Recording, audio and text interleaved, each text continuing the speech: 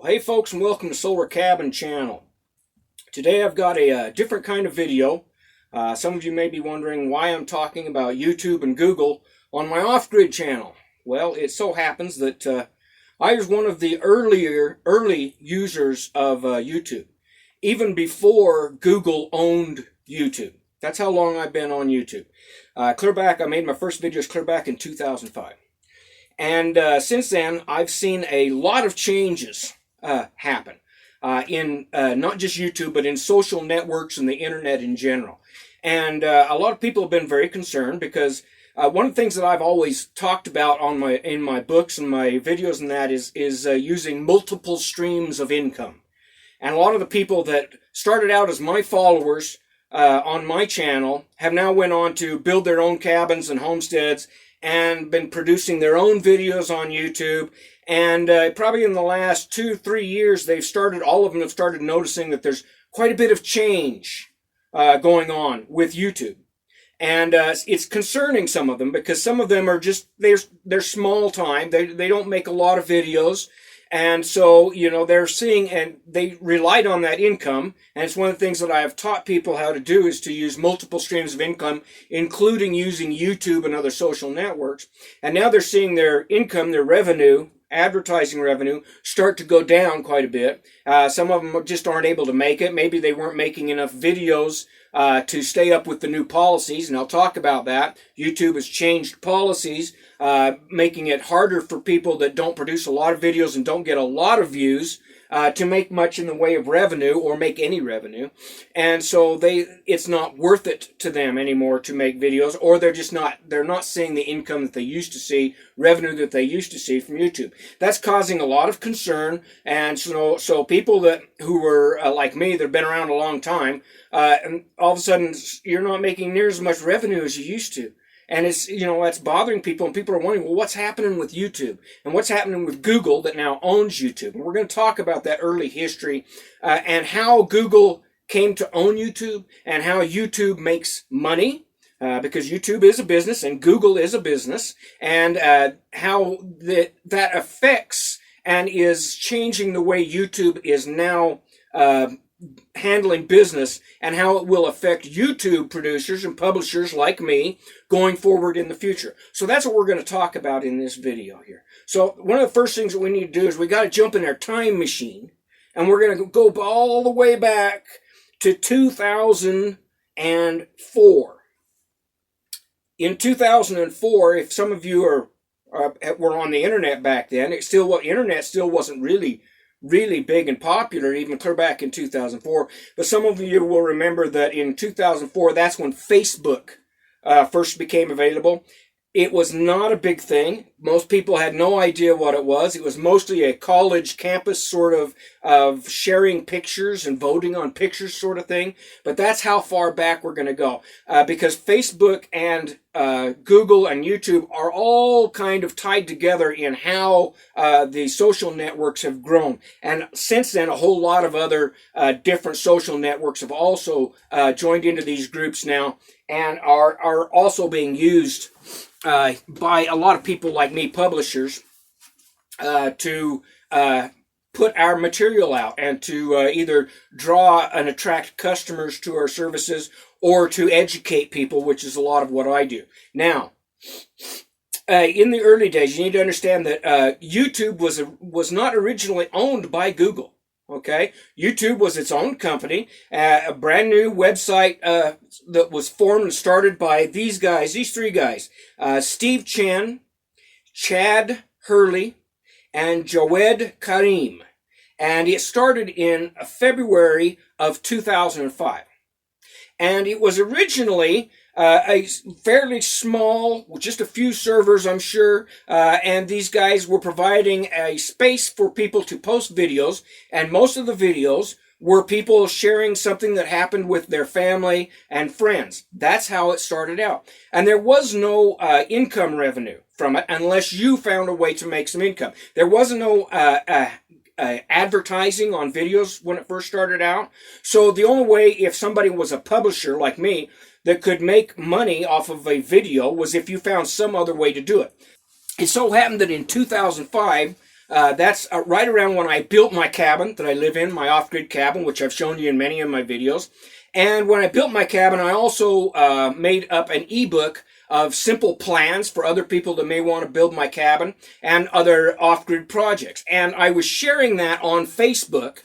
And then when people started showing an interest and wanted to get more information about it, that's when I got involved with YouTube in 2005. And I started making my first videos. Now, like I said, there was no advertising revenue, but I found a way that I could use YouTube by making videos of my cabin and my off-grid living and my projects and like that. And then I would use it to direct people to my own website. SimpleSolarHomesteading.com is my website. And so I would direct people from that watched my YouTube videos to my website. And then on my website, if they wanted to, they could get a copy of my books. Now, my book started out as just a 98-page ebook. And at that same time, there was some businesses that came out that allowed you to print your own books. And so I started printing my own books, and I started writing published books. And my 98-page ebook, which is a very simple, basic ebook called Simple Solar Homesteading, became a 355-page full color and ebook that's available on my website. Now, I was using YouTube to direct people to my website, SimpleSolarHomesteading.com, so they could get a copy of my ebooks and books and my cabin plans. And anybody else who was making money on YouTube at that time was pretty much doing the same thing. They used YouTube as a way to direct people to their own websites, their own products, and a lot of us just used it as a way of educating people, because that's what I was doing. I was making education videos to teach people about off-grid living. And if I made a little bit of money from it, that helped pay for my internet and my phone service and things like that. And so, that was a pretty good deal. We weren't making a lot of money probably, but we were, it was helping with us being sustainable. And that was something that I was teaching about. And it's something that I write about quite extensively in this book. I was teaching people, hey, you know what? This is how I make money on my off-grid place so that I can afford the things that I can't produce, like phone service and clothing and some food and things like that I can't produce in my own off-grid place. I'm using YouTube, and at that time, Amazon was also starting to get big, so I taught people how they could use Amazon and become an affiliate with Amazon, and how they could use Facebook and form groups on Facebook, and so that way, and around that same time, YouTube was formed in 2005, February of 2005. Now, like I said, there was no advertising revenue available then. It was just whatever you could direct people to your own websites to make some money. But Google had a service that they were offering at that time that they came out with that was called Google AdSense. AdSense. And Google AdSense was basically click-through advertising. You've seen them everywhere. I mean, they're just everywhere. They're on every website, and they're on YouTube videos, and you see them. And, if you click on them, you could go through and then see a different websites, products, and stuff like that. Now, Google started out doing that so that websites, because Google at that time was basically just a search engine, and it included these AdSense advertising, so the websites that it was also providing a lot of the space for new website developers. And so the website developers want some way to make some revenue from advertising, and so Google created AdSense so that it could then sell advertising space to advertisers on other people's websites. All right, and that was something that YouTube at that time had not started using, but YouTube then started getting into using AdSense on their website as a way of them making it so that they could make some money from operating YouTube, okay? And that was how AdSense kind of got involved, and Google got involved with YouTube, as far as I know. Now, here's a disclaimer.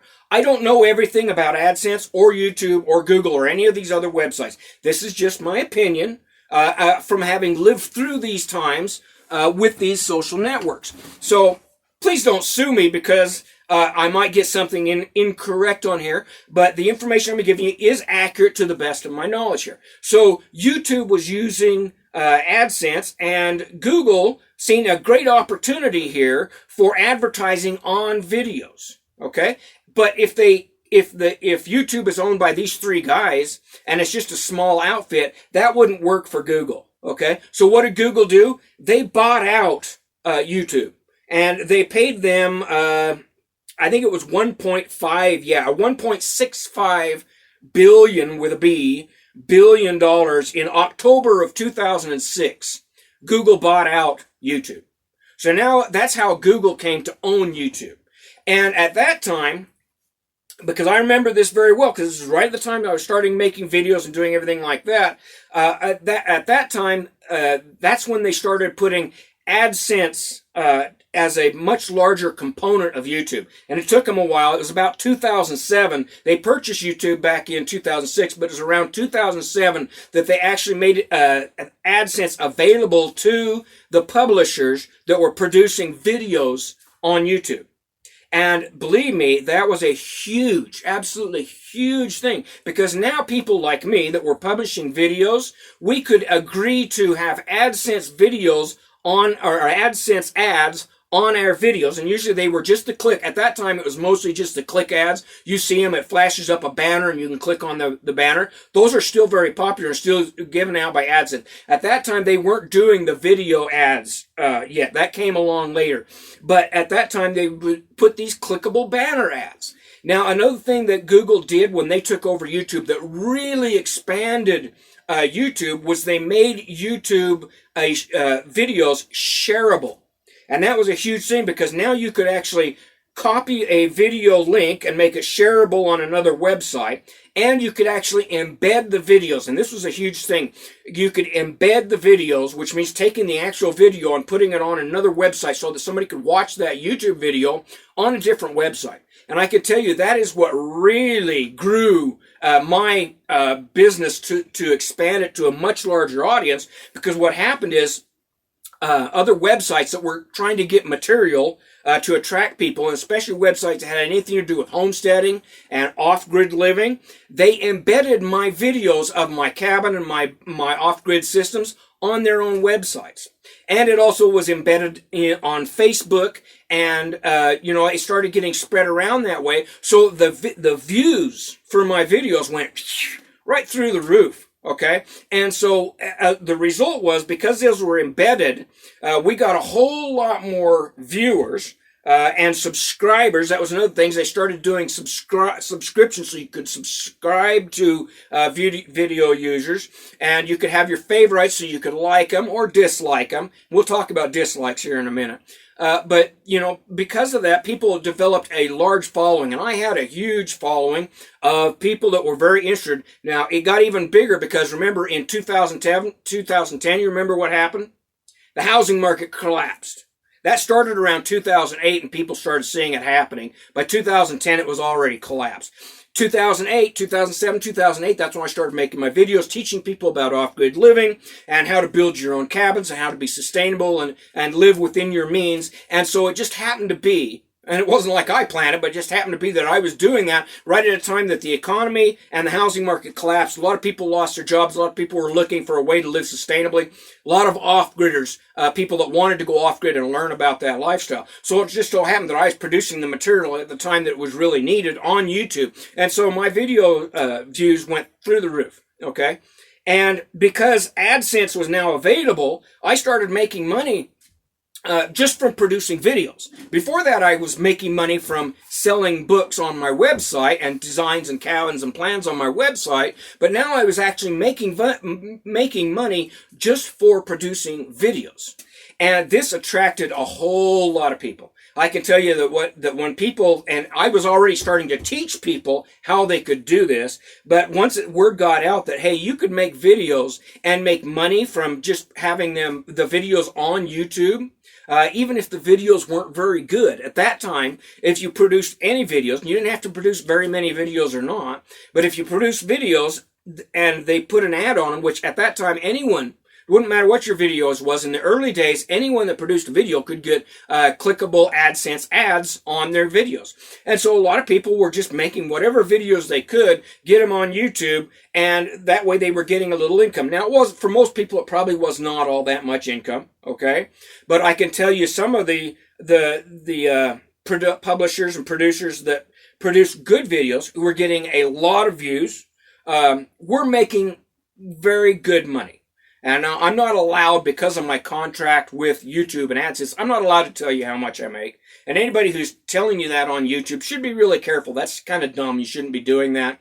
But our contract prevents us from talking about how much we make. But I can tell you that some of the publishers on YouTube are probably millionaires. I'm not one of them, okay? But I have made a nice amount of money, and I'm very appreciative of having AdSense and Google to work with, because that was a side stream of income that actually allowed me, because I've been running a pest control company. I had bad knees and a bad back. I had to get out of that business. Wasn't able to do it anymore. So the money that I was getting from Google, Google, YouTube, and AdSense was enough for me to decide that I could go ahead and retire from doing pest control and just make videos full time. So that's what I did. Is I started making videos and writing my books and ebooks, designing cabins and plans full time, and that was enough of an income for me, because I have no house payment and no utility bills. It was enough of an income to pay off my property taxes and buy clothing and stuff that I don't produce around my own homestead. See how this works back into homesteading? So now you understand the early days. Now we're just going to talk about this. Like I was saying, a lot of people that at that time, anybody could make videos and anybody could get ads on them. And the problem with that system is that you got a whole lot of crap videos out there, and advertisers that are paying for to put their links, because advertisers have an advertising budget. They pay to put their links and their website links, or in this case videos now, on somebody else's material. They don't want to pay for it to be on a crap video, okay? And they want to know some way that they want to have some way to know that they can justify that as a advertising budget. So they need to know that if that link is showing up on a video, how am I going to get paid unless it gets clicked? Okay, so that's where AdSense and Google was really good at. The original YouTube producers, they weren't doing any of that, but Google understood advertising. It's one thing they do understand. So they developed the systems and the algorithms so that people that are watching videos, if you are blocking the ads, this is something that wasn't available back then either, is you couldn't block ads back then. You had to see the advertisements. Usually they were not very obtrusive. You usually just get maybe one clickable ad on the front of your video, and you didn't even have a choice. They just put them on, okay, back then. And they would last for a few seconds, and then they would go off and you'd watch the video. People didn't care. We understood that it was how the publisher of the video was making some side revenue for making good videos. The problem was that you got a whole bunch of trash or crap videos that, I won't say they're bad, but they weren't the type of videos that were going to attract advertisers that wanted to put their advertising on videos. And so YouTube had to start limiting who could get into AdSense. Now, they did a pretty good job at first. You had to have a website. You had to show that you had to have a channel, and they would look at your channel statistics. And if you were showing enough potential to actually make some advertising revenue for Google, YouTube, and get enough views for the advertisers, then you would be approved for AdSense, and then they would start putting advertising on your videos. Now, back then, like I said, most of the advertisements were just clickable ads. You'd see them at the bottom of the screen for a few seconds. Still see them all the time. But then what happened is some very large corporations, and especially the media corporations that produce movies, they seen an opportunity to start putting video advertising, and especially they would put teaser video out for something like a new movie that was just coming out. And that was huge advertising revenue for Google and also for the publishers. And what they started doing is Google, in order to attract very good video publishers, people that would produce higher quality videos and get a lot of views, they started auctioning off advertising. And if your video website, your YouTube channel was very popular, you would attract these very big name advertisers like the movie producers. And if you got even just one movie teaser on your videos, that you could make as much in advertising revenue from that one teaser as you would the entire year off of those little click ads. That's how much money potential was out there for video viewing. And so now it became very competitive. A lot of people who are out of work, that used to work in the film industry and places like that who had experience making videos, videographers and that. That's when they all started getting involved. Remember, the economy was in the dumps. 2008 through 2010, it was terrible, even longer. And so a lot of these guys were out of work, and so they got involved in YouTube, started making a lot better quality videos. I mean, some of them are great. Now, I am not a videographer. I'm not a professional filmmaker. None of my videos, anybody would say, oh man, that's really great stuff right there. No, it's just mostly me talking, okay? But there are some very good channels out there that have professional videographers. They even may have professional actors. I suspect some of those guys out there are paid actors or work in the acting industry. But you know, that's beside the point. They make very good videos, and they actually put some money into producing their videos so that they can get that high quality video that is going to attract the big name, big money advertisers to their videos. And they can, like I said, they can make more money off of one teaser for a movie than they can off all those clickable ads for the entire year. So a lot of competition. And the more competition there was, the more people joined YouTube, and it went from, you know, a few million users when it first started out to, you know, billions. I don't know exactly how many YouTube users have, users that YouTube and Google has, but it's a lot. And it's in the billions of videos that they get you know, almost every day that they have to deal with.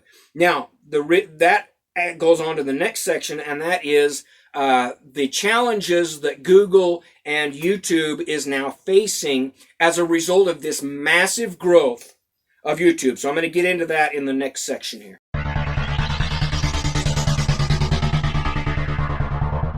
Okay, so I've taken you in the Wayback Machine, clear back to the very early days of YouTube, Google, Facebook, and explained to you how they came to be. And let me tell you, if you lived in those times, they were some interesting times. And for a lot of us that were the very early publishers, first YouTubers, it was a great time because we got in on the ground floor, and we were making very good money, and we actually had a format and a system that now worked for us, and the result was it actually created a lot of people that were that at that time were out of work, didn't have any job. It gave them an opportunity to make some money and survive. I was one of them. And also, it allowed people that didn't have any other creative outlet a way to be very creative, because YouTube is all about creating content, okay? And so it was an absolutely great time. However, because, like I said, it grew so fast and grew so big because it was now tied to these other social networks like Facebook and some other social networks. Yahoo also had forums and networks and things out there at that time. And I ran sub-forums for homesteading and off-gridding on Yahoo and on Facebook and on some other networks at that time. And so all of this was just in the early stages. And so we were out there really pumping out videos, good quality, good content, and trying to use these social networks to really develop a way of making a living and having a business that didn't require you to go to work every day. Okay, and there wasn't any jobs available for a lot of people back then. So it was just fantastic for that. And guess what happens anytime something like that really gets going and is really, really doing well and really helping a lot of people? You got it. The government stepped in and decided, wait a minute, there's something wrong with this picture. We're not getting our cut of what's going on. And that's what they started to notice, is that the government, and some of you will remember this happening, the government decided to crack down not just on YouTube and Google, but on any business that had anything to do online that was making money and wasn't paying state and federal taxes. At that time is when they made a big issue out of any businesses online. Especially states made a real big stink because they were losing out. And you can understand that. These brick and mortar businesses, the local businesses, were losing money because people were going online and buying products. And the state was losing money, and the federal government. But the states mostly were losing money because they weren't getting the tax revenue that they collected from the local businesses. And so the mom and pop businesses were really upset for good reason, because they had to collect taxes for anything they sold and turn those taxes over to the state. Not all states collect sales taxes, but the ones that do were collecting taxes in their state and forking it over to the state government. But the online businesses could be selling the exact same product to the same people in the same state and not paying any taxes. So the government said, we got to do something about this. So that's when all the hullabaloo broke loose, that online businesses were going to have to be regulated, and so you're going to have to find some way to start collecting taxes. Now that also affected Google and YouTube, and I will explain how that happens and what kind of taxes you now have. Now when I was first starting out, we didn't have to pay taxes. Now, I'm not giving any information on taxes here for anybody to dodge taxes, but a lot of people that were making YouTube videos didn't probably pay their taxes. Okay, they were making, and there wasn't any record keeping that allowed the federal estate to go after them to make them pay taxes. So it was a pretty good gig if you could make money from your videos and you also didn't have to pay any taxes on it. You could do quite well. Okay, and I'm sure that some people probably did that and got away with not paying taxes on it. However, the problem with that is, if you're not paying taxes, then your things like, some services and things like that in your state aren't getting paid for. And so I can understand the reason, and I do. I understand the reason that they needed to change the system so that it was fair for everybody, and so that the local mom and pop businesses aren't being taken advantage of, and so they can stay in business. It still has really been hard on them, and they still really aren't staying in business. But it's kind of... it hits me that the taxes became such an issue, but it changed a lot of things on the YouTube and that. So these are changes now, and we're going to step up now into modern day Google AdSense, YouTube, and Google in general, of what their policies are. Now, I am going to quote this from the websites and YouTube and Google from their own information. But if I could not, I might misquote or I might be incorrect. So I would tell you to go directly to the source, go directly to Google, go directly to YouTube, go directly to AdSense, so that you understand what those programs are and what any taxes and legal requirements may be, because I don't want you to get in trouble doing the wrong thing. I'm just going to give you some basic information here so you understand, because these are changes now that have all taken place from the early days that are now affecting publishers like me.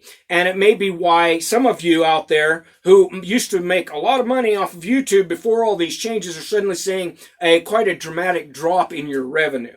And so you need to be aware of what these changes are. Okay, so here's the latest YouTube requirements, and it's changed a few times over the last year or so. But the latest YouTube requirements are that your channel has no community guideline strikes. Now, this can be a big one because people may not be aware. Generally, you have community guidelines for YouTube of what you can publish, and those community guidelines have changed. In the early days, you could get away with publishing a whole lot of stuff that today would get you a community guideline strike and could get you thrown off of YouTube. Okay, and I'm not into censorship. I don't like things censored, but I can understand why some of the videos had to be censored and stopped, because they were promoting violence or self-harm or something like that. And so they had to create some community guidelines, which I understand. And for the most part, I think YouTube is probably one of the easiest going social networks for allowing videos through, but they have had to tighten down quite a bit over the last few years, especially when it comes to promoting violence and that sort of thing. So, if you get a community strike, it can greatly affect your ability. They may take away your AdSense account. They may allow you to keep producing videos, or they may block you completely and throw you off of YouTube if it's that serious of a breach of the community guidelines, okay? And if you get thrown off AdSense, believe me, you're probably not coming back, all right? They're very strict on that sort of thing, because that affects their ability to market ads to these big marketers. They don't want to be connected with a video and have their advertisements on a video that could get them in trouble, either legally or in the media. So they're very careful. So AdSense, if you get a serious community guidelines strike, you can pretty much count on being thrown off of YouTube and off of AdSense. So some things to really be careful of out there. One is that you're not making videos for kids, and then if you make them for kids, if you've uploaded videos, it will say right on there, is this video made for kids? Okay? There are very strict guidelines for any type of advertising that is made for children. And in general, you don't make advertisements or you don't make videos that for kids and then tell them they're not made for kids. So you want to be real careful that if you're making a video that it does not appear to be made for children.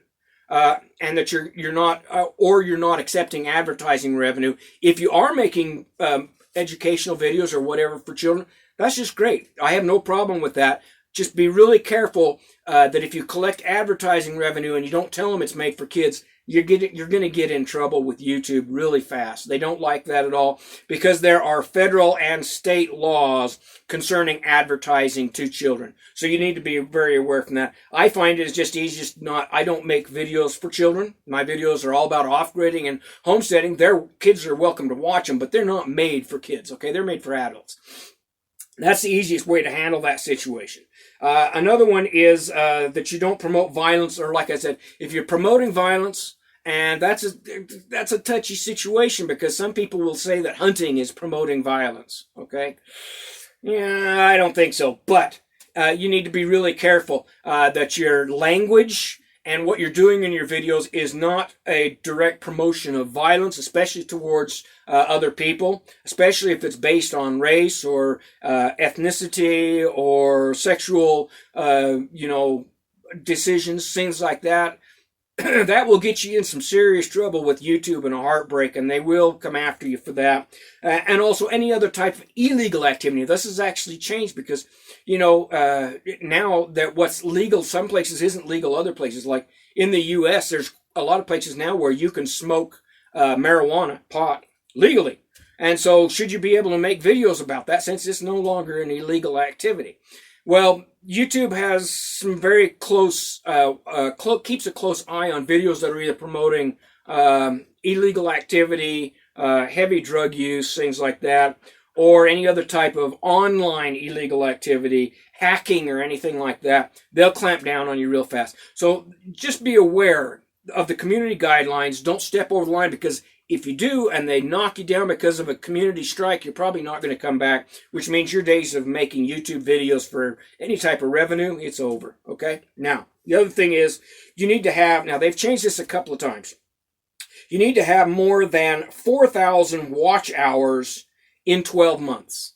Now, the watch hours is how long that people actually watch your videos. Now, this is one of the things that I was talking about. The longer videos have kind of went downhill. People aren't making as many long videos. They're making shorter videos. Well, if you make short videos like the 1-minute videos that you see, we're going to talk about the comparison between YouTube and a place like TikTok that focuses on 1-minute videos or less.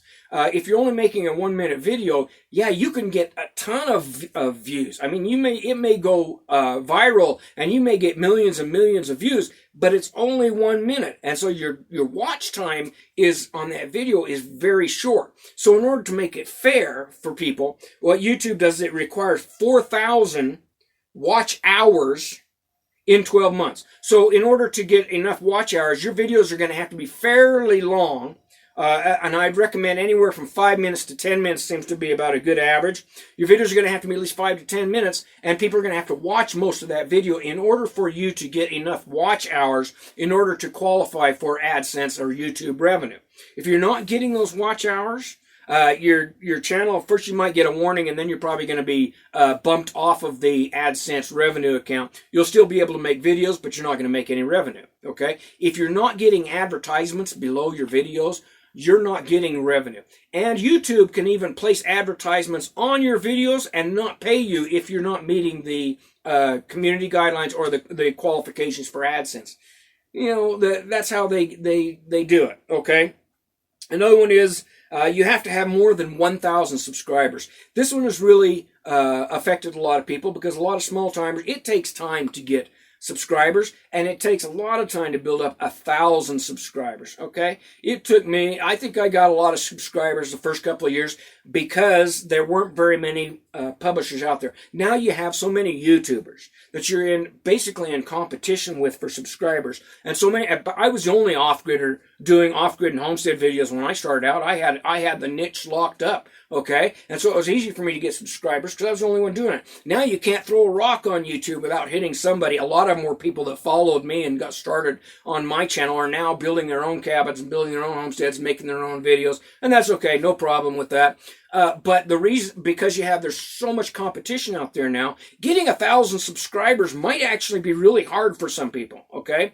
And about the only way that you're going to increase and get your videos out there to get more subscribers is you're going to have to use other social networks, whether it be Facebook, Instagram, Reddit, or Pinterest, or some of these other social networks. You're going to have to go and put your videos and your links to your videos on these other social networks so that you can build up subscribers in those ways. Because if you're just putting videos on YouTube and hoping people watch it and will subscribe, it isn't going to happen. Because there's just too many videos out there every day. Even if you've got an absolutely fantastic, and this is a problem, even if you're a great videographer and you make fantastic videos, if you don't get subscribers, it's not going to get promoted, and it's not going to get seen. And if it's not seen, you're not going to get subscribers. So you can see the problem. Okay, it works in a negative way. So you're going to have to use the other social networks out there in order to get subscribers, in order to get enough subscribers to hit that 1,000 mark, so that you can start making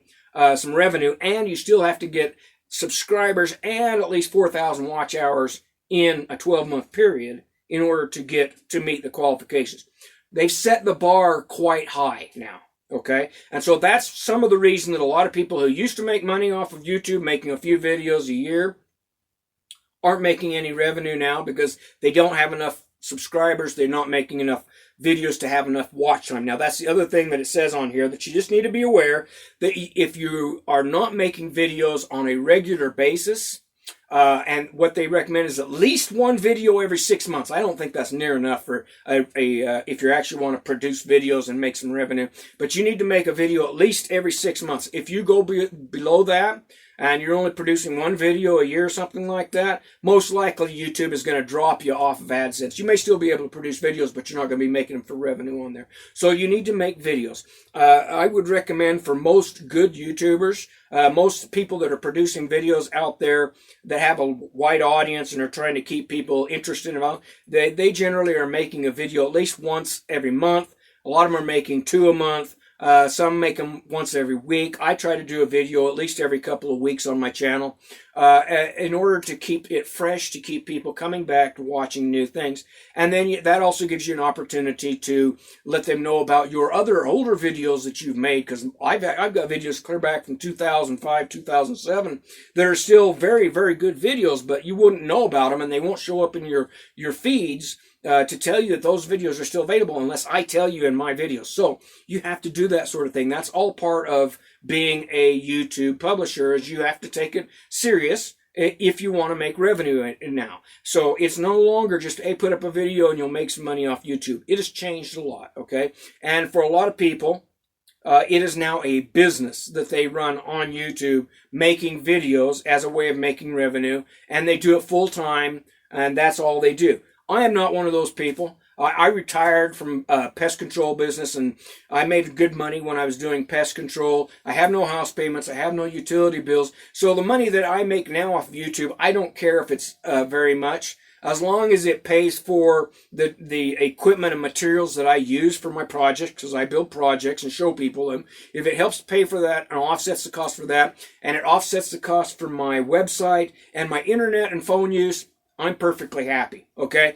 I don't need the big money that was very nice and very helpful when I first started out doing YouTube. So now that it's dropped down and I'm making less money, it doesn't affect me near as much. But people who are trying to get started, who thought they were going to use YouTube to make a regular living and go full bore on YouTube, the opportunity is kind of passed by on YouTube, and it's going to be a lot harder for people to break in and do that unless you find a niche. And that's what I happen to do. I found a niche for off-gridding and homesteading, and because I filled that niche and I was the only one really doing it at that time, I was able to build up a very large following. That is still possible.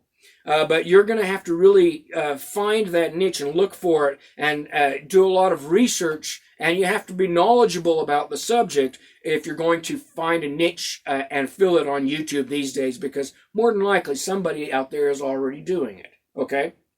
Now, some other things. We're going to talk about how you get paid on YouTube for AdSense. Now, like I said, when I first started out, there was no revenue from ads on YouTube. We got paid because I promoted my own material, my own books, ebooks, plans, and designs, and then I directed people to my own website. I still recommend that for a lot of businesses. Okay, I think because that way you're not dependent on the advertising. That's extra money. Instead, what you're doing is you're creating good educational videos, and then you're directing people to additional information on your website. Still good money in that, and depending on how good you are, I've published and produced now. I've got about 20 different cabin plans available on my website, simplesolarhomesteading.com. And so ebooks, and I also produce a lot of free materials.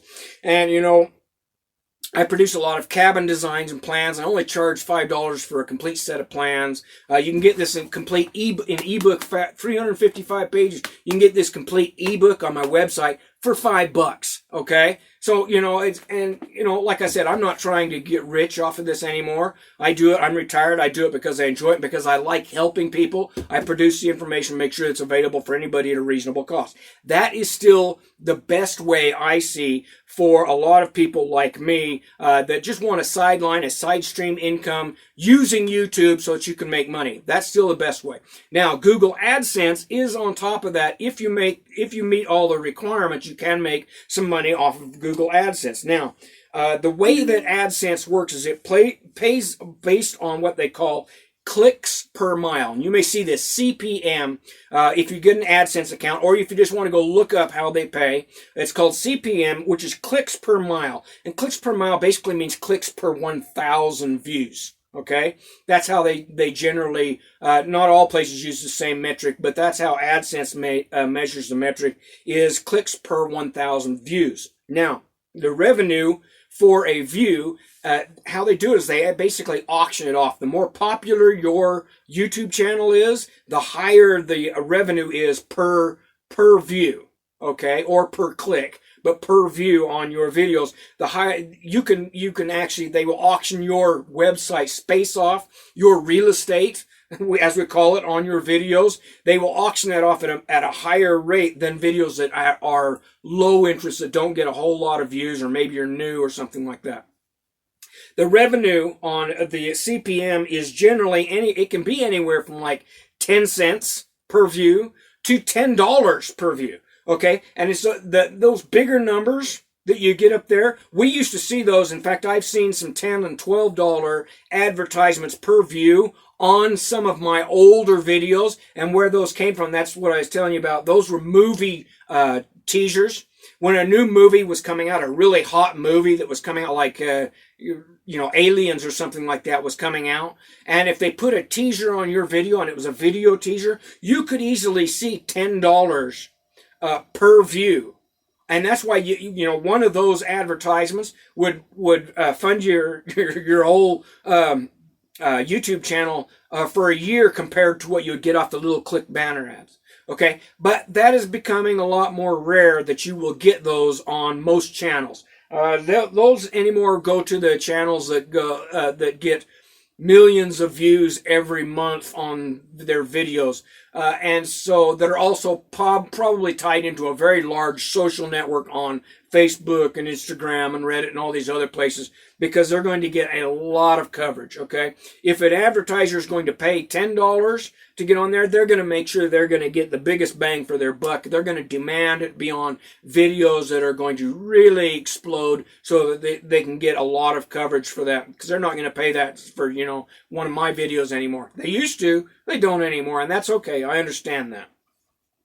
The average anymore, according to what I read on the internet, is somewhere between 25 cents a click or a view, and $4 a view. and you're probably going to be a lot closer to that 25 cents a view, unless you're one of the top publishers on YouTube. And, you know, I still see every once in a while one of my videos might get $1 to $2 per view.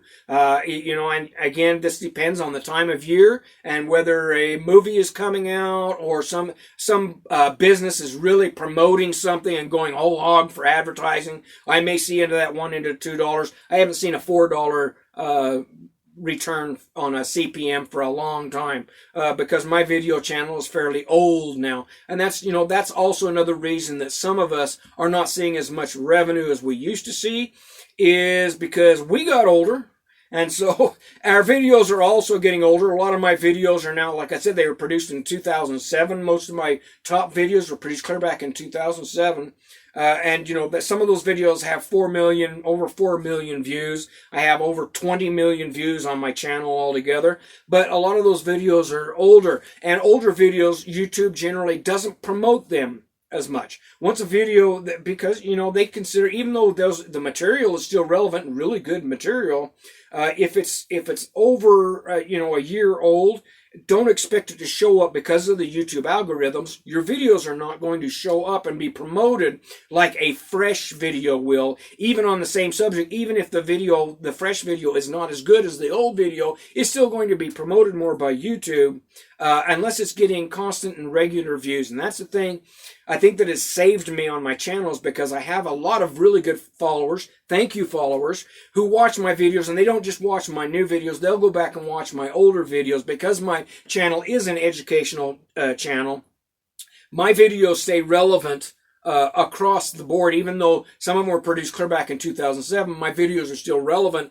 to anyone who's trying to go off-grid and wants to learn this information. So my older videos still get a lot of views. In fact, some of my older videos, like my how to build a 14 by 14 cabin, is still getting thousands of views a month, because it is a very it's a good video for an introduction to how to build an off-grid cabin. And it also happens to be published on a whole lot of other websites that still have it out there, and still embedded on their website, so it still gets clicked from a lot of different sources.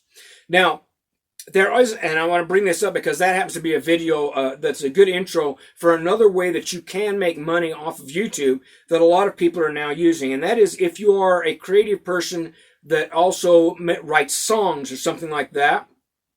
I got into writing songs and playing guitar and publishing songs around the same time I started writing books and things. And so some of my videos, like that video, How to Build a 14 by 14 Solar Cabin, I included a couple of my songs. Now, I didn't expect them to really be all that great, but a lot of people will remember my song, I Am My Own Man. Okay, well, that song took off and was actually even more popular maybe than the video. It's still a very popular song. And I also joined what they call royalty publishing for songwriters. And so I collect royalties from the use of that song if someone else uses that song on one of their videos or if it's published somewhere else. So that is another way that people are using YouTube. If you're also publishing songs, you can put your songs out there. Now there's a lot of free music that even YouTube is producing, so people can put music to their videos because they don't want you using copyrighted material. But for quite a while, people would use copyrighted material, and if it showed up on your video, you would get royalties every time that song was played, just like you would if it was played on the radio.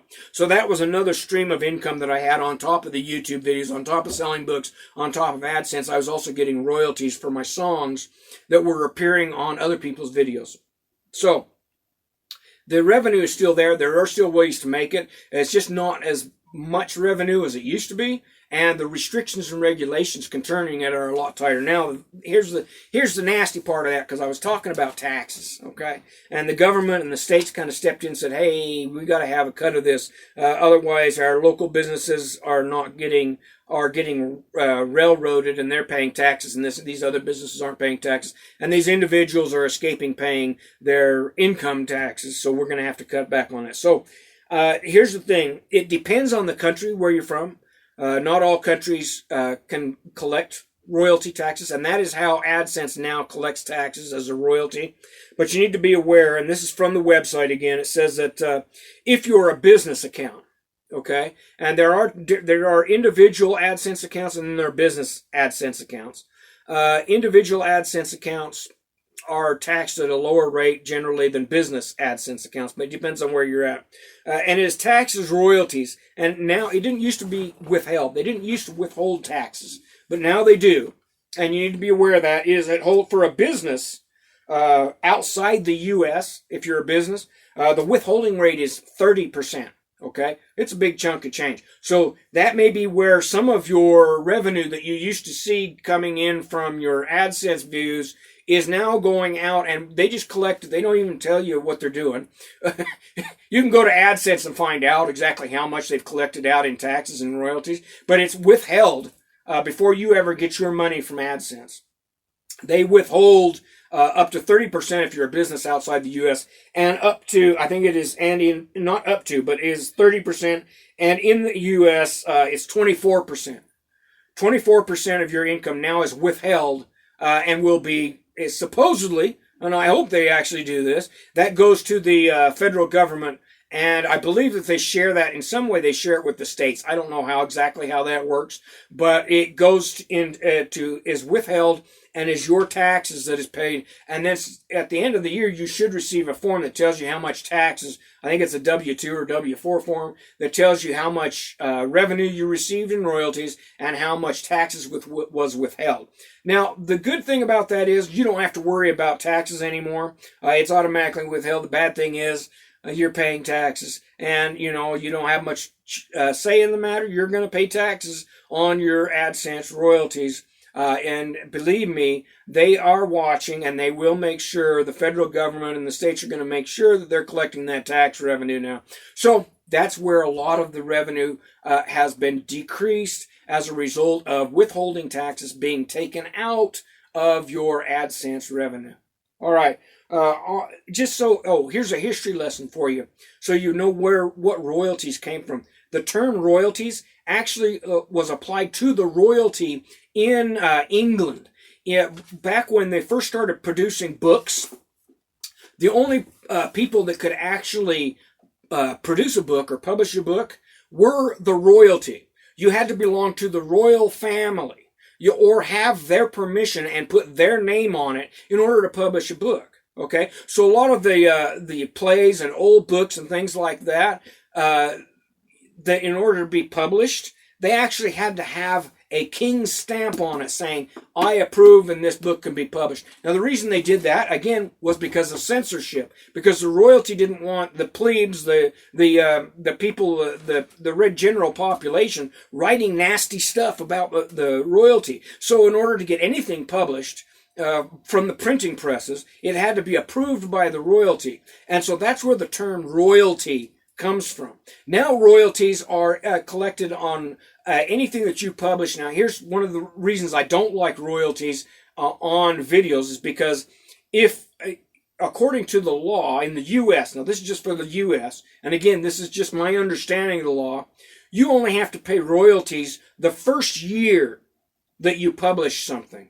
You pay royalties on it. After that, you're not supposed to have to pay any royalties on it. However, a lot of places, unless you're following it, a lot of, like YouTube and that, your videos may go longer than a year. And so they're still collecting revenue, and AdSense is still taking out withholding from it, even though it's past that 1 year mark where you're no longer supposed to have to pay any royalties on that amount. Now, I'm going to have to check on that just to make sure that I'm correct, that that's what's happening. And it's something that I hope maybe somebody from YouTube, if you guys are watching this, can clarify. But I'm pretty sure that they're still collecting withholding beyond the point where the law requires that withholding for royalties be taken out. Okay, so now you've got your history lesson on royalties. Next, on to just some ways that you might think about to improve your videos in a way so that you can collect more AdSense revenue or other types of revenue. So we'll talk about that next.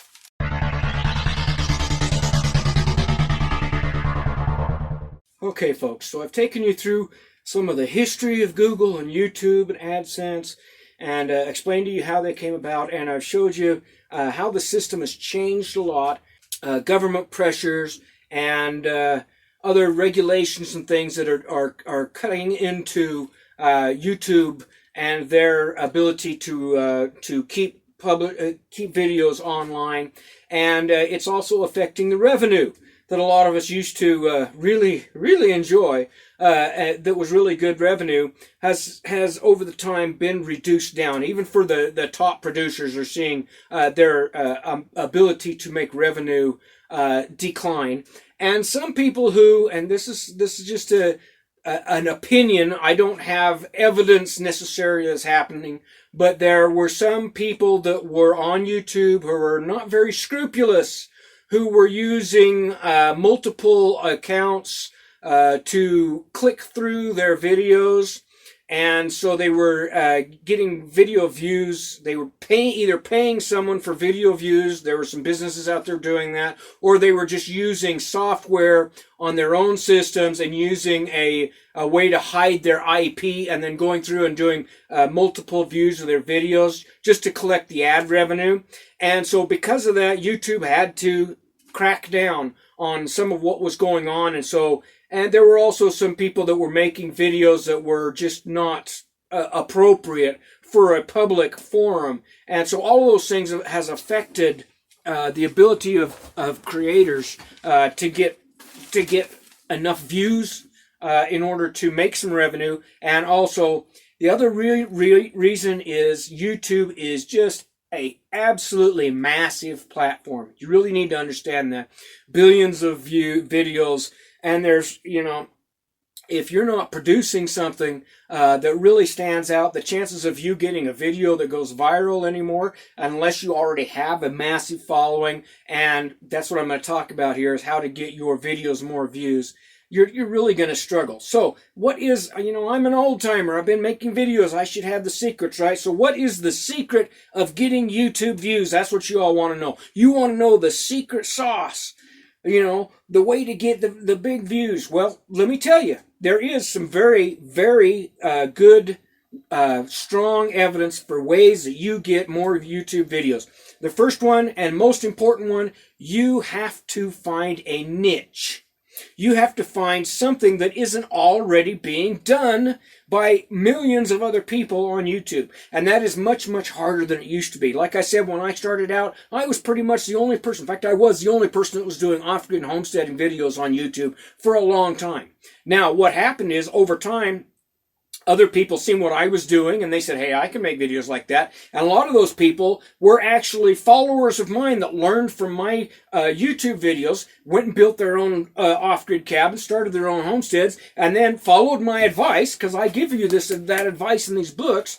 They went and started their own YouTube channels and started making their own videos. Well, that's great, and they're making a side stream of income, and that's what I told them that they should be looking for. However, the more people that do that, the more competition you have, the harder it is to get your videos out there and get them watched. So did I cut my own throat by helping so many people to get to understand how YouTube worked and how to get on Amazon and use those social networks? Possibly, but my whole purpose for doing videos in the first place was to help people to be sustainable. So I wouldn't exactly be very honest if I told people, oh no, don't compete with me, don't get on YouTube, don't do that sort of stuff, you're gonna hurt my revenue, stuff like that. Well, that wouldn't be very honest of me if I was telling people not to take advantage of a system out there that was already set up, that really worked really well for off-gridders, right?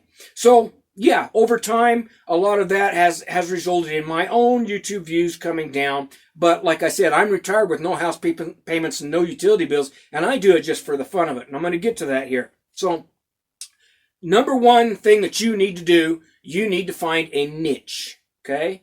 Unless your cat can do a handstand while juggling and singing Jingle Bells, it's probably not going to get much notice on YouTube, and certainly isn't going to go viral. But if you've got a cat that can do that, I want to watch those videos, and so does everybody else. So, you've got a lot of people to compete against. That doesn't mean that you can't get a video of something that's already being done and make it go viral. But in order to get it noticed, to get it to go viral, that takes a lot more work. And just one video making, remember what I told you? If one video is less than 1 minute, it doesn't matter how many millions of views it gets. Eventually, it will stop going viral, and that won't get you enough watch hours in order for you to stay on AdSense and keep making revenue. So we call those one-hit wonders in music business. It's the same thing for videos.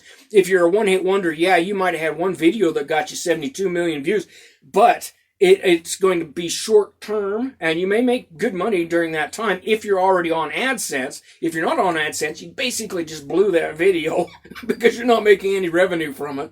But if you are on AdSense and you make a great viral video, you can make a ton of money in a very short time off of one good video. Maybe that's all you had in you was just that one good video. You just happened to be there when that cat was juggling and standing on its head and singing Jingle Bells. So that takes some luck, okay? It's better to find a niche. A niche is some area that other people aren't doing. For me, it was off-gridding and homesteading. Now you can't throw a rock without finding somebody doing an off-grid cabin and homesteading videos. So it's no longer a niche. So if you're thinking you're going to get on YouTube and make videos, you better have a really interesting homestead. You may want to really focus on a specific aspect of homesteading, like rainwater collecting or permaculture gardening or something like that, that is a specific thing that you do on your homestead, or maybe a craft or skill or business that you run from your homestead that you can really focus on, and that becomes your niche. You're inside the homesteading community and the off-grid community, but you have a specific niche in that community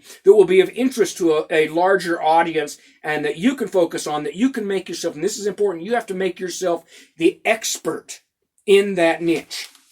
And like I said, at the time that I was starting my videos, I was pretty much the expert, even though most of my knowledge came from making lots and lots of mistakes, which a lot of people learn from my mistakes and successes on my homestead was how I helped to educate people. This worked, this didn't work so well. Okay, so I became an expert by falling down and failing a lot. And that's how a lot of people become experts in a certain niche. So just keep that in mind. The other thing that I have to tell you, and this is extremely important, especially nowadays, you have to promote your videos. And just putting a video on YouTube, it could be an absolutely fantastic video of your cat or whatever, but if you don't promote it, it's not going to get seen because it won't trickle up.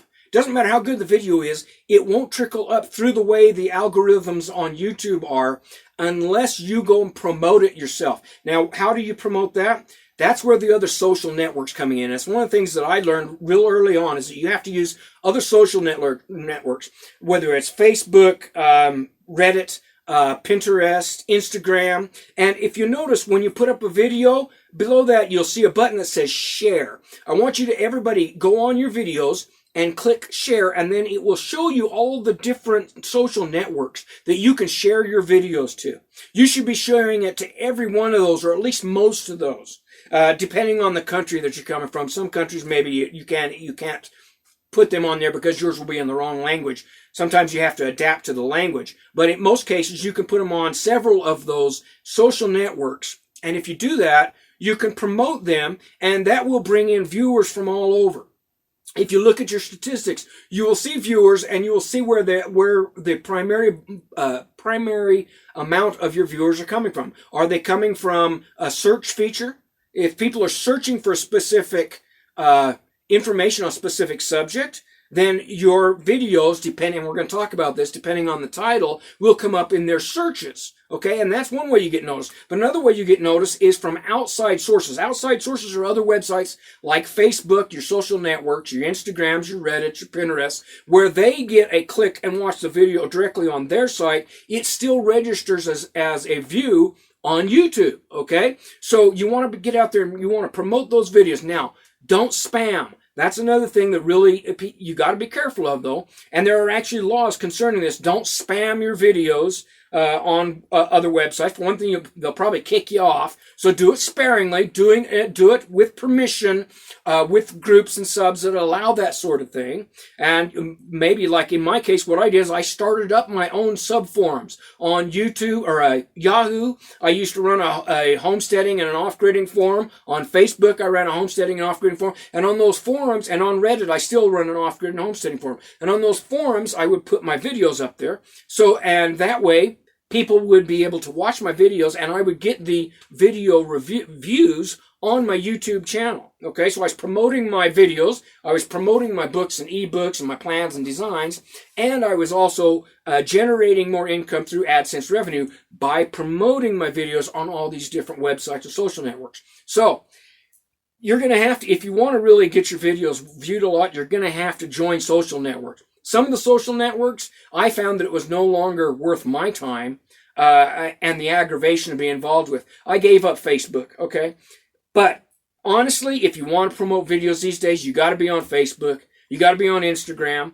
You got to be on probably on Reddit nowadays. You probably need to be on Pinterest. Those are places. Those aren't so bad of social networks. You don't get the big hassles that you might get on Facebook, especially if you're doing anything that could be a sensitive issue that has political overtones. Because what can happen, and you have to be aware of this, if you become a popular video maker and you have a viewpoint that is different than other people's viewpoints, especially a political viewpoint, they will come after you. They will try to take you down any way they can, and they can be really nasty about it. So there are some consequences or responsibilities, however you see it, of being a videographer on YouTube or a YouTube creator, because you may be taking on subjects that might step on the toes of other people's, either their political or religious views or some other views, economic views in my case. You know, my off-grid lifestyle and living a simple life didn't necessarily fit too well with people that are very heavily into the stock market, or that live in great big houses and want to have lots of money. Found a reason not to like me and like my videos, and sometimes it got kind of nasty. Just be aware of that. It can happen. So you want to think about that before you decide if you want to be a top YouTuber. Okay. What else? You need to promote you should also have your own website, and this is where it can kind of get expensive. Okay, because if you're promoting just on YouTube, it's a lot harder to get your videos out there. And remember what I said about multiple streams of income. My primary income does not come from YouTube. Okay, I can tell you that right now. It used to be a big major portion of it when I was making lots of videos and didn't have very much competition. But these days, making videos again has went back to what it used to be when I first started out. It is a way of introducing people to off-grid living and homestead living, and then get them to come to my website where maybe they will pick up a 355-page ebook, or one of my cabin design plans or something like that, and get more information. So YouTube, if you have a website connected with it, that can be your main stream of income. The AdSense revenue, if you can qualify for that, it's nice, it's great, but it's not going to be your primary source. Your primary source is whatever you're doing on your website. And that may be publishing books, publishing ebooks, selling products. I don't know what you're into. If you're trying to make revenue, or if you're just trying to educate people and you want them to come to your website, maybe you're teaching courses, and there's a lot of people now that are involved in teaching online courses. They use YouTube to introduce you to the material, but then they're using one of the other services, and I can't think of any off the top of my head, but I know they're out there.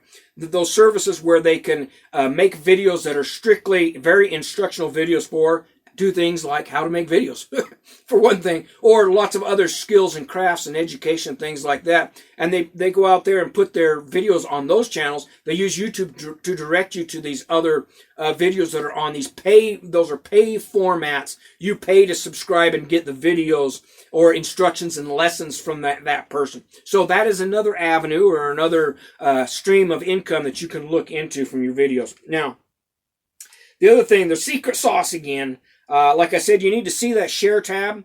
Look at the share tab below your videos and make sure that you are subscribed and are sharing your videos to the ones that most apply to you. And then don't just share the video and spam, but actually be a member of those subs and those forums to help people out. That's the big thing, is if you are helpful and you answer questions in the comments, and you answer questions on the subs, and you set up sub forums to help people, because you are the expert now. If you're doing this, you're going to get a whole lot more followers, because just like any other product, the better the customer service, the more likely people are to come back and refer you to other people, their friends and family. So remember that. Take care of the people if people have a concern about something you said in your videos, respond to it honestly. Sometimes we make mistakes. Maybe I was wrong about this. I'll do more research and I'll look it up. And if I'm wrong, I will correct it in the next video, okay?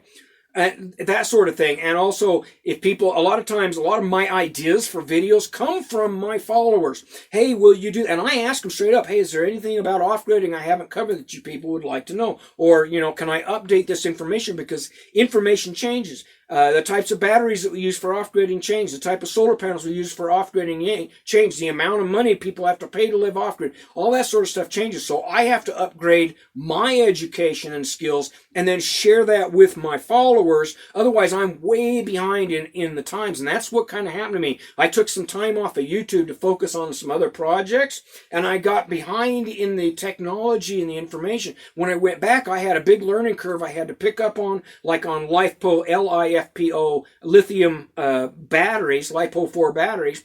I hadn't been using them. Other people got ahead of me and was using them before I was, and so I kind of looked like I was coming in later. However, I did upgrade my information. I actually use LiFePO4 batteries here in my cabin now, and so that's something that you have to, if you're going to be, especially if you're talking about technology, your videos that you made.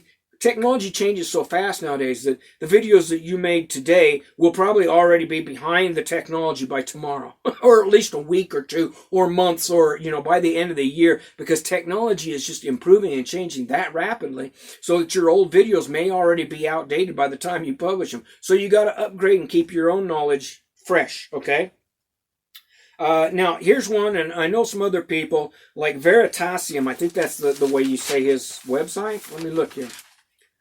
Veritasium. Guy makes good videos, and he's been concerned because apparently he started seeing his own income or revenue start to drop off, and so he's been making some videos also talking about this. He doesn't have the long-term experience that I do to see why these things are happening, but he did have some notable information on how titles, and especially clickbait titles, can increase video views, and how your thumbnail used to use. Now, when we first started making videos, you didn't even have a choice in a thumbnail. The videos would automatically select a picture, and sometimes they were really stupid pictures, but it would automatically select a picture and put that on for your video. That's how it was in the early days. Then they started allowing you to choose the thumbnail, which is the first view that will be on your video, and this is especially important if your videos are being embedded somewhere else, because whatever they see on that screen is going to determine whether they want to take a chance and click on it and watch your video. So, as he recommended in Veritasium, was to make sure that you're using the best thumbnail that you can come up with and a great title. Now, unfortunately, something that he picked up on is the videos that have sometimes a scandalous picture and a scandalous, what we call a clickbait headline, will get a lot more views. However, I don't recommend doing that. I don't like that as a way to get people views. Sometimes people do it in a farcical way, and they make fun of it, because one of the things that we've all noticed, if you watch off-grid videos, there for a while, almost every new video that was getting very popular had a scantily clad, almost nude woman in the pictures, and you'll still see them out there. The videos, and sometimes the video information was really good, so I'm like, I don't know why they had to do that.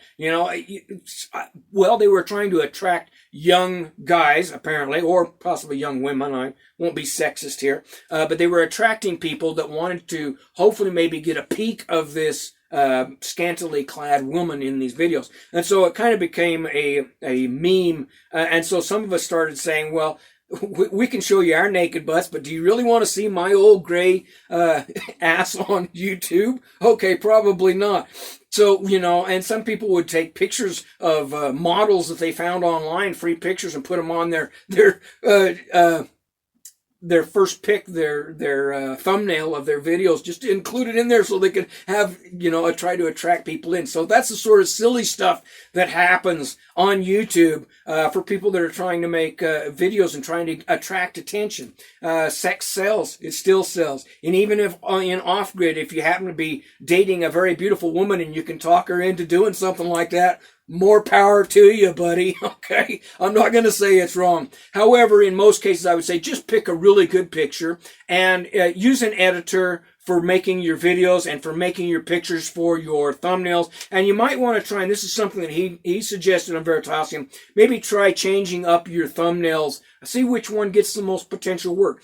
I don't think it makes all that much difference. I think if you have a decent thumbnail with a good title that explains what the video is about, not clickbaity, but, you know, maybe interesting to pique their interest, P-I-C-Q-U-E, pique their interest to get them to want to come and watch your video, that's fine. You know, like I use some of my videos, I use grid down to explain that this video is talking about a system that could be used for emergency power, and because there's a lot of articles and news going on at that time about the grid power blackouts in Texas or something like that, people relate that, and so they can see that and say, okay, I understand what this video is about even before I watch the video, and I'm curious and interested in this, or scared. Okay, we can use fear-mongering a little bit, and so they will click on the video to watch it and get the information. Now, you still need quality information. Don't just rely on a thumbnail and a clickbait title and give them crap information. Okay, if you're using a good thumbnail and a nice headline that can catch attention, and you have quality information in your video, then people will keep coming back to your videos, because the opposite will happen if they click on your video and they say, oh my God, this guy is so dumb. He doesn't know what he's talking about. Why did I even click on this video? They're going to remember you, okay? They're going to remember this is what your videos look like, and every time they see one of your thumbnails, they're probably going to say, ah, no, this guy makes crap, and they won't click on it. So it can have the exact opposite effect of what you wanted if you're not giving high quality information along with that nice thumbnail and that good title and with the picture of the scantily dressed women. Okay, you still have to have quality content. Those are just funny off-grid videos. Okay, now here's some information, and I think this is really important too. You need to, when I first started making videos, I'll be honest, my videos were not very good. I was using a really cheap camera, didn't even have an editor. Sometimes my sound would go in and out, and I really struggled to make good videos because I just didn't have the equipment. So if you're going to be a good videographer, you need to invest in the equipment. You should maybe take a videography class. You can get one at your local, usually your local college extension, or the vocational center may offer a videography class. That will help you to understand the equipment, how to use equipment. You can go online and get free courses. YouTube even has videos on how to make videos for YouTube. So you can go on YouTube and get free education that way, get good equipment, and get a good editor software. Right now, probably the best editor software is Adobe Photoshop. It's expensive. There's a whole lot of free ones out there, even in ones that you can do online that can do all kinds of good things. But you should use a video editor.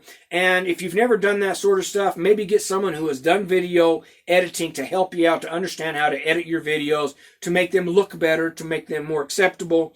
Because, you know, nobody wants to sit through a long video that's doesn't have a good quality to it. All right. And finally, remember that if you really get into this, get into YouTube, and you do it because you love it, because you like helping people, because you like to entertain people, you just like to find things that are interesting and share in your videos, then it won't matter if you're making any money from AdSense. You're still going to do it because you just enjoy doing it. It's a form of being creative, and I think that's kind of what has been lost in all of this that has happened over this time, is when YouTube first was originally started, before it was owned by Google even, it was mostly people that just wanted a creative outlet to share interesting videos. And I kind of hope it goes back to being that and not so much focused on AdSense revenue. And I hope that the videos that they're creative will be promoted more. And this has to do with Google and YouTube. If you're watching this, guys, if you need to spend some time figuring out how to get videos that are very creative but maybe not getting a lot of views, to have them be promoted so that they can not necessarily make enough to make AdSense, but so that they are equally promoted to get the views. Because the only way you're going to get views to build up enough watch time to make AdSense on your videos is if they get promoted by YouTube to other viewers on YouTube. And this is where YouTube needs to work on their algorithm to make sure that new video makers and people that are very creative but who are not necessarily in it for the money, that don't care about AdSense, are still getting equal fair time getting their videos promoted on the algorithm that promotes videos to people. And I would just ask YouTube to really look into that and consider whether your algorithm is working in the best interest, or if it is just promoting clickbait and thumbnail and not the content of the video itself. So I would look at that. All right, folks. Again, most importantly, I think you need to find a niche and you need to fill it, and you need to promote, promote, promote. If you do those things and you also have a nice thumbnail and you have good quality video with good content, don't worry, your videos are going to get views. It will take some time. Don't expect to be an overnight sensation, unless, of course, you do have that cat that can stand on its head and juggle while singing Jingle Bells, in which case you are golden. All right, folks, I hope you enjoyed this video. Again, go to my website. This is my spiel for my multiple stream income. Go to my website, get the ebook or book version. Ebook's it's 355 pages and chock full of information, including how to make money from multiple streams, including YouTube, in the ebook on my website, simplesolarhomesteading.com. Also look at my off-grid cabins. Got lots of off-grid cabins, designs and plans in there. A lot of the people that I'm helping are lower income people, homeless veterans, that sort of thing that I design. And there's even a lot of free plans on there. If you want a copy of one of my free plans, you're welcome to them. All right, folks. I hope you enjoyed this video and have a great day.